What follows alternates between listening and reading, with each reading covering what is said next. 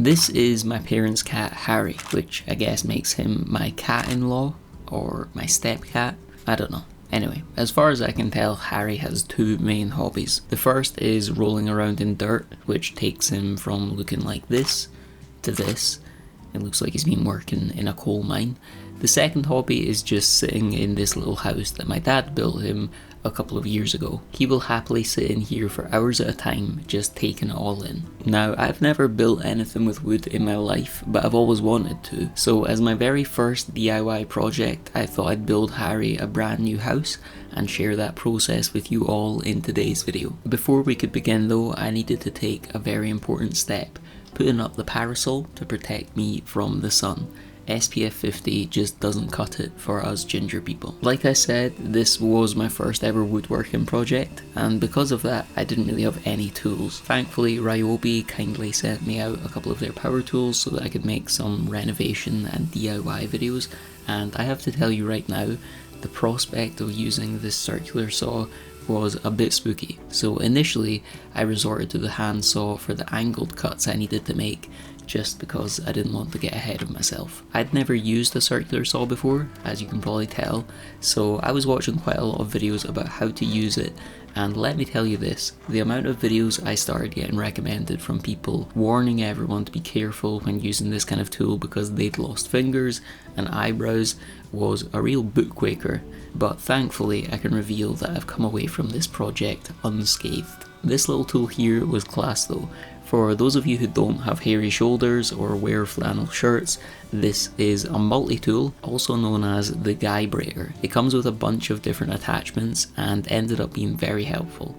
I'll actually link the guide, all of the tools, materials and equipment I used to make this, so that if you want to make your own version for your dog, cat, or just yourself if you need somewhere to get away from it all. So after cutting the plywood sheet into a sort of template, I then cut down thicker bits of timber to match the template and then nailed them in with clout nails. You'll see in a moment that some of the joins weren't exactly flush, but I guess that's just all part of the process.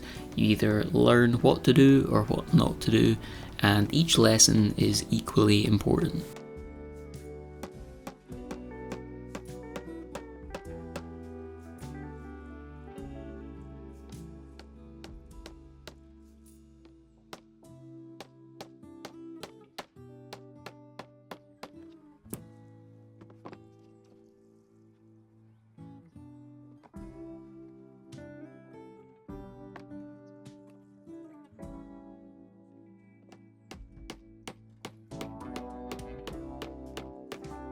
After hitting my thumb numerous times whilst fixing up the frame for the back of the house, I decided to move over to the much more stable slabbed area in front of the shed, all whilst Harry kept a close eye on proceedings. Throughout the whole process he was always a keen spectator, whether that was right by my side or on top of the shed.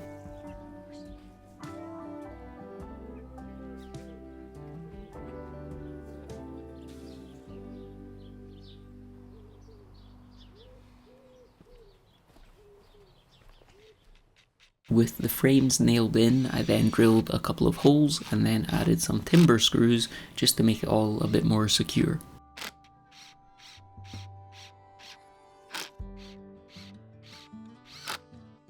Once the front and back were secured with screws, I then went back and sorted the frame for the sides and the floor. I did actually end up messing up the floor because I made it the exact same length as the sides, which meant there wasn't enough room for the front and back of the house to sit on top of. So I kind of had to cobble together a little bit of extra flooring, but I think I've managed to hide it pretty well.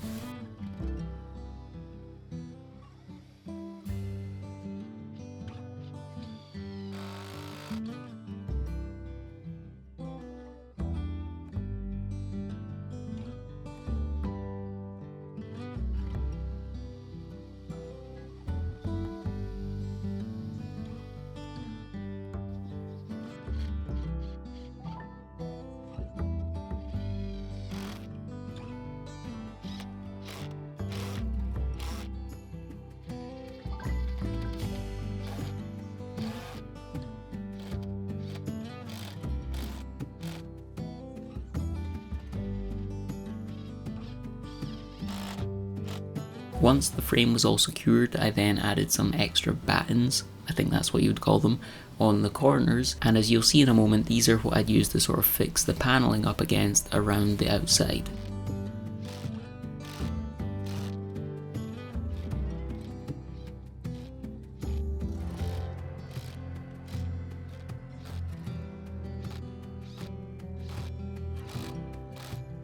For the outside, I used redwood because it's apparently good for external things. In fact, for all of the timber I made sure it was recommended for external use, just so it wouldn't rot. So if you decide to try out something like this for yourself for the first time, make sure to double check that you can use the wood outside.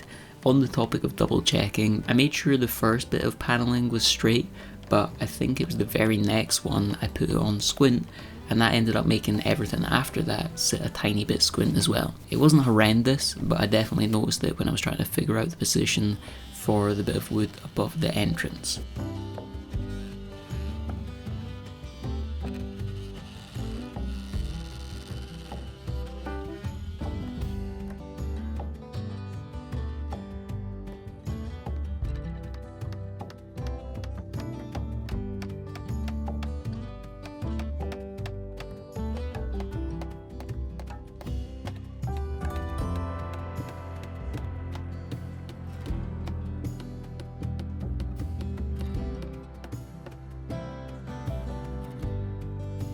With all of the front panelling on, I decided to pack up all of the wood that I needed and took it around to my house to give things another go with the circular saw. Because I don't have a workbench, and because the bits of wood were just so long, I decided to use a pair of heavy wooden doors that we'd stripped out of my house during the renovation. This was much more stable than using the pretty wobbly pallets I'd been using in my parents' kind of unlevel garden. Between those two bits of filming, I also went out and picked up a speed square to help me make straighter cuts with the circular saw. I know a lot of the little epiphanies I'm sharing are quite basic, but I think with things like this, a lot of the ways that you can go wrong when working with tools, or really trying anything new to be honest, is that you don't know what you don't know. So I was kind of just figuring out little things here and there, either by myself or by watching YouTube videos, which made things easier, safer, and better. You'll probably notice that I changed my clothes about 37 times in this video, and that's because I did this over a number of days. Everyone else watching this from Scotland will know what I'm talking about when I say that even the sunniest days are not safe from rain. I'd start off on a sunny day, SPF 50,000 locked and loaded, do a little bit of hammering and cutting, and then the skies would just open up. So I can kind of relate to what Noah was going through when he was building the ark in all of that rain.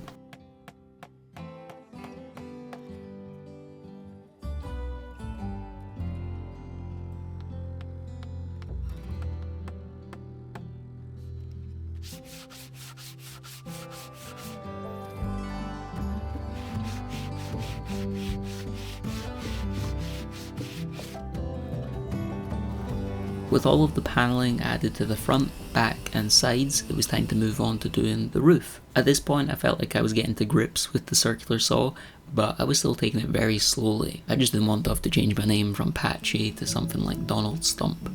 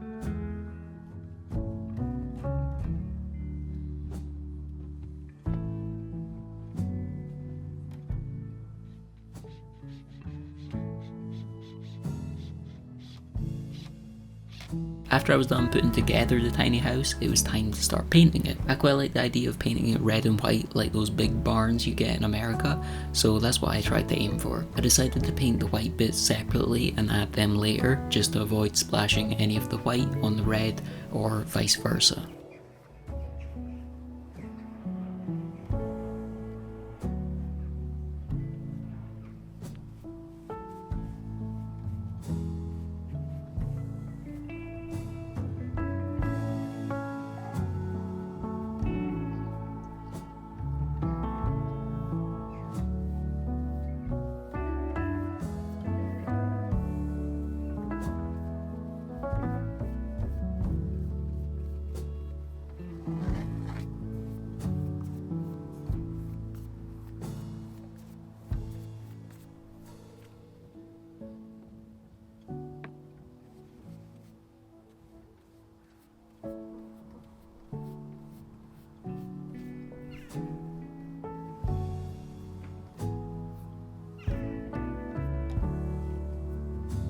These little white bits were another area where the joints weren't perfect, but I still think they turned out okay. At the end of the day, it's for a cat, so it's not like he's going to be complaining to the housing department about my work.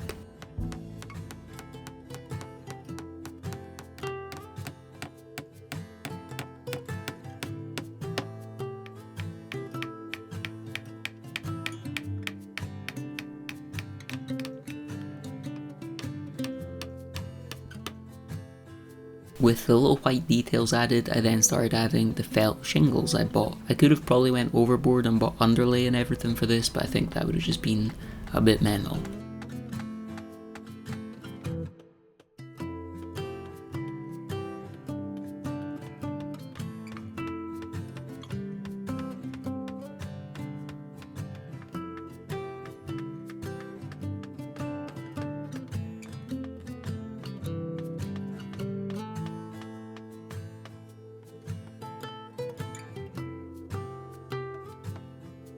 For the ridge, I sort of messed up here in a couple of ways as well. Firstly, I ran out of the proper nails, so I ended up using the tiny pin ones, and secondly, I just didn't do a good job measuring the pieces of felt so that they were all equal and straight. I might try and fix this at some point if it continues to annoy me, or if those nails end up not holding, but overall I was pretty pleased with how it was looking. Because it was just so heavy, I needed some help from my dad to lift it into the corner. Once it was in there, I decided to decorate it a little bit so that it looked a little bit more lived in. I added some mossy stones, some little plants, and threw some bark around, and I think that helped it look a bit more in keeping with this corner.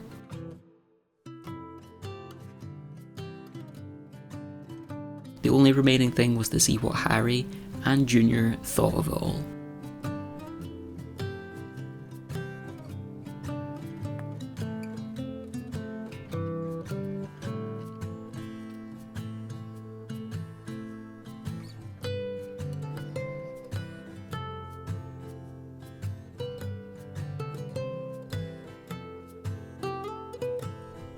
Overall, I think it went quite well for my first woodworking project.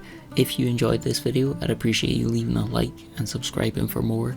Thanks for watching, and I'll catch you all in the next one.